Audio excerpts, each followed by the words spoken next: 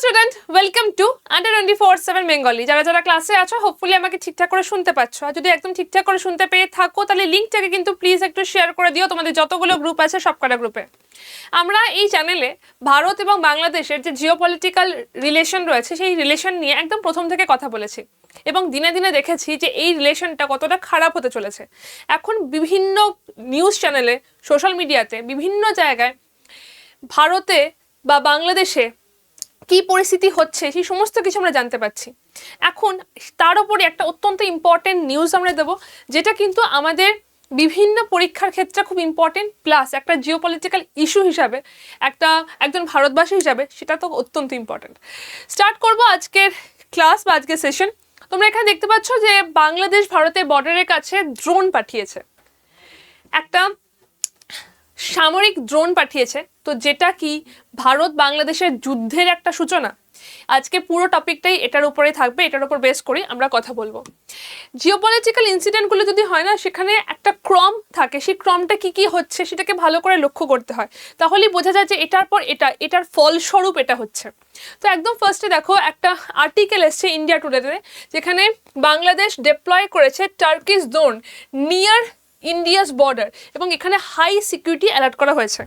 এই যে টার্কিশ ড্রোনটা, এটা নিয়ে এটা কি টার্কিশ ড্রোনটা এত ফেমাসই বা কেন হয়েছে? যখন ইউক্রেন রাশিয়ার মধ্যে যুদ্ধ হয় তখন ইউক্রেন রাশিয়ার ওপর এই ড্রোনটা অ্যাপ্লাই করে এবং সেখানে প্রচুর রাশিয়ান সোলজার তারা মারা যায়। তো এই জন্য টার্কিশ যে ড্রোনটা রয়েছে সেই ড্রোনটা অত্যন্ত বেশি পপুলার এবং খুব বেশি দামি এরকম নয়, তো সেইটা খুব বেশি পপুলার হয়েছিল। এবং যখন বাংলাদেশ ক্ষমতায়, যখন শেখ হাসিনা ক্ষমতা থেকে চলে যান, সেরকম সময় টোটাল 6খানা এরকম ড্রোন বাংলাদেশ পারচেস করে এবং সেগুলোকে ভারতের বর্ডারের সামনে সেগুলোকে ডিপ্লয় করা হয়। এই যে ভারত বাংলাদেশ যে বর্ডারটা রয়েছে সেটা ভারতের সব থেকে বড় নেবারিং কান্ট্রি হচ্ছে বাংলাদেশ, যা বর্ডারটা সব থেকে বড় হয়ে থাকে। সেই জায়গায় 6টা ড্রোন এখানে প্লেস করা হয়েছে, তো সেটা কিন্তু একটা হাই অ্যালার্টের জায়গা রয়েছে এবং আমাদের বিএসএফও কিন্তু এটার ব্যাপারে অত্যন্ত বেশি সজাগ রয়েছে। তো একটা ক্ষীণ সুতোর ওপর জিনিসটা একটা দাঁড়িয়ে রয়েছে যে এখান থেকে যে ড্রোনটা যদি অ্যাটাক করে তাহলে সেখান থেকে বিএসএফও অ্যাটাক করবে। তো ব্যাপারটা একটা ক্ষীণ সুতোর ওপর দাঁড়িয়ে রয়েছে। এবার এই যে টার্কিশ ড্রোনটা, সেটা কি? এরকম একটা ড্রোন যেটা বাংলাদেশের কাছে টোটাল 6টা রয়েছে। টার্কিশ যে ড্রোনটা সেটা বাংলাদেশের কাছে 6টা রয়েছে এবং এটা পৃথিবীর বিভিন্ন জায়গাতে বিভিন্ন দেশ এটা পারচেস করেছে টার্কি থেকে। জাপানকে দেখতে পাচ্ছ, জাপান এখনও পারচেস করেনি, কিন্তু সম্ভাবনা আছে যে জাপান এটা পারচেস করে নেবে। এটার প্রাইস খুব বেশি হচ্ছে যে এরকম কিন্তু নয়, বাট এটা থেকে যুদ্ধক্ষেত্রে এটা অনেকটা ভালোভাবে ইউজ করা যেতে পারে, অনেকটা বিধ্বংসী হইতে ইউজ করা যেতে পারে। শেখ হাসিনার সময় এই ড্রোনটা টোটাল 6টা কেনা হয়েছিল।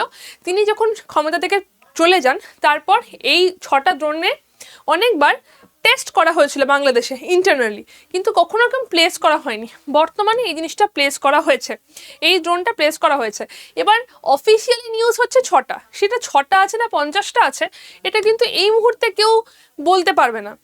এবং ইউনিসের যে সরকার বাংলাদেশে এখন রয়েছে, এখন বাংলাদেশে যে পরিস্থিতি রয়েছে, বিভিন্ন জায়গায় তোমরা দেখতে পাচ্ছ যে বাংলাদেশি মাইনরিটিস, আমি যদি আরও স্পেসিফিক্যালি বলি, বাংলাদেশি হিন্দুদের ওপর বিভিন্ন খাতে বিভিন্নভাবে অত্যাচার চলছে। কিন্তু সেইটা নিয়ে এই যে অন্তর্বর্তীকালীন সরকার, অন্তর্বর্তীকালীন সরকার এসছেন, তিনি কোনো রকমই অ্যাড্রেস করছেন না। তিনি কখনোই এটা নিয়ে কোনো রকম অ্যাড্রেস করেননি, কিন্তু বাকি সমস্ত জায়গা নিয়ে অ্যাড্রেস করা হয়েছে।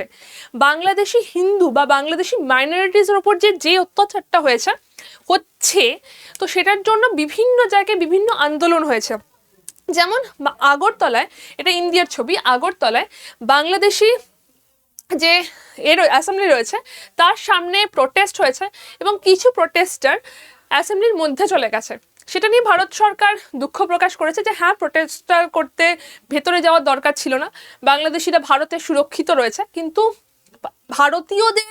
কিন্তু বাংলাদেশি হিন্দুদের যেভাবে অত্যাচারটা করা হচ্ছে তার জন্য এই প্রোটেস্টটা হচ্ছে। এবং এটা কিন্তু সব জায়গায় হচ্ছে, শুধু একটা জায়গাতে নয়।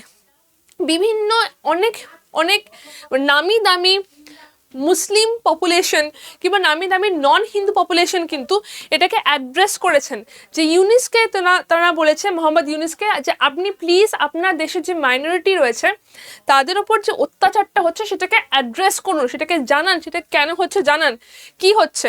শুধু ভারতের মুসলিম পপুলেশন নয়, ইভেন বাংলাদেশি মুসলিম পপুলেশন,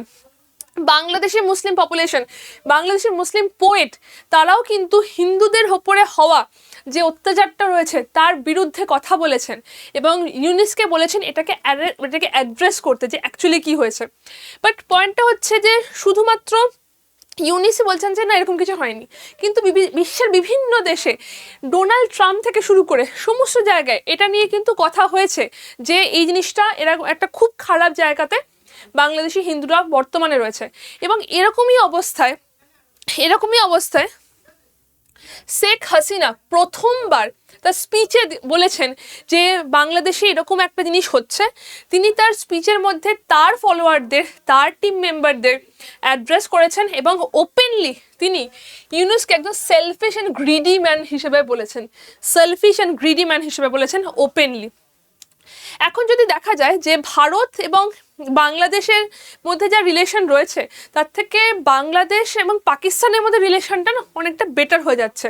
আগে পাকিস্তানের কোনো লোকজন যদি বাংলাদেশে যেত তাহলে একটা সিকিউরিটি চেকের মধ্যে দিয়ে যেতে হতো, এখন সেসব কিছু নেই।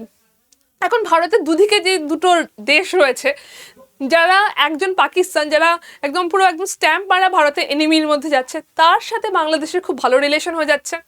বাংলাদেশের সিকিউরিটি যে ক্লিয়ারেন্স রয়েছে সেটাকে উঠিয়ে দিয়েছে। বাংলাদেশ এবং পাকিস্তানের মধ্যে রিলেশনটা এখন অত্যন্ত ভালো হয়ে যাচ্ছে। সেটা কি কারোর সূত্রপাত, সেটা কি আরও অন্য কিছু হতে পারে, সেটা এখনো পরিস্থিতি বলবে, কিন্তু যে জিনিসটা হচ্ছে সেটা তো হচ্ছে।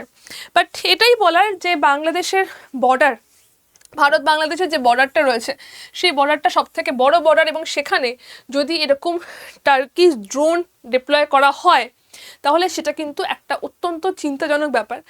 ভারতের বর্ডার সিকিউরিটি যথেষ্ট স্ট্রং, তারা এখানে প্রোটেকশনে আছে, কিন্তু যে জায়গাগুলোর যদি বলা হয় চিকেন স্নেক, একটা খুব ডেলিকেট একটা জায়গা, চিকেন স্নেক রয়েছে, ভারতের পুরো বর্ডার রয়েছে, তো এই জায়গাটাতে যদি কখনো কোনো আনওয়ান্টেড ইনসিডেন্ট হয়ে যায় তাহলে কিন্তু সেই জায়গার তার ফলস্বরূপটা অনেক ক্ষতিকারক কিছু হতে পারে। তো কি হচ্ছে না হচ্ছে এই বিষয়ে আমাদের চোখ অবশ্যই থাকবে। তোমাদের কি মতামত, তোমরা কি জানতে চাও, তোমরা কি মনে করো ব্যাপারে, অবশ্যই কমেন্ট সেকশনে জানাবে। যদি কেউ বাংলাদেশের থেকে দেখে থাকেন তাহলে তারাও জানাবেন আপনাদের কি মনে হচ্ছে এই ইনসিডেন্টটাতে, আপনারা আপনাদের দেশের ইনসিডেন্টকে কিভাবে অ্যাড্রেস করছেন সেটাও অবশ্যই কমেন্ট সেকশনে জানাবেন। আপনাদের কমেন্টটা অবশ্যই খুব বেশি রকমের ম্যাটার করবে।